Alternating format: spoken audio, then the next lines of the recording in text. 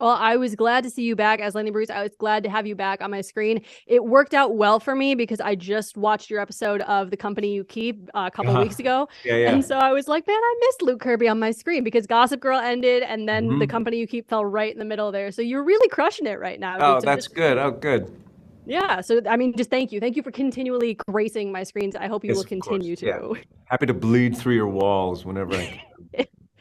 Well, I want to know how it feels for you because with Lenny, with the Marvelous Mrs. Maisel, you really kind of bookend this final season. We start with you and then we end with you, and it's I feel like a really really nice way to kind of get Lenny in there. I mean, how was that for you? Do you wish that there would have been more for him? Did it feel just right? What were your thoughts on that?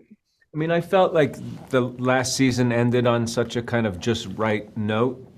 Certainly in terms of exploring, Lenny Bruce and the way that we were to have that Carnegie Hall thing just felt like such a high thrill for me to get to perform there and do that the way we did. It just felt like a high thrill, and it also the scene that they gave us, after the performance between Midge and Lenny, really felt like it was him imparting on her a very succinct message that, kind of launches us into the last season. It felt right in how they decided to execute this last season.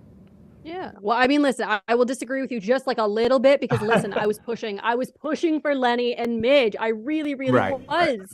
You guys were so cute together. And then it's only a one night stand, which like it totally makes sense. The Palladinos are geniuses. No one's gonna argue that. But I'm curious for your thoughts on this. Did it surprise you when you found out that like, oh, we're not gonna pursue a relationship with them? I mean, we see that Midge has like multiple husbands. I thought Lenny might be in that mix somewhere, but it was really like a one-time thing and it was beautiful and it was done. How did you process that? I mean, like I said, like I for sure I would have loved to have played in that make believe for as long as anybody would let me, but I also was aware always with that, we were having to walk a fine line with playing a real person who has a real history, and I think that given that reality, I think that they did the best thing by being very sort of deft in their touch and nuanced in how much they brought him into the fray. He kind of, if he was allowed to appear too much, it would be greedy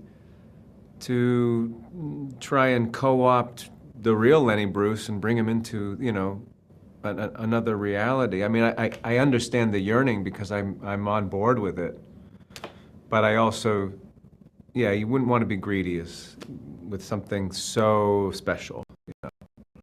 Absolutely. Well, I have to ask you because I just need to know how hard it is to intentionally bomb in a performance, right? Like we've got this episode where he's performing in San Francisco and it's supposed to be bad. Like the audience is directed not to respond to you even a Right. little bit. You have to struggle through it.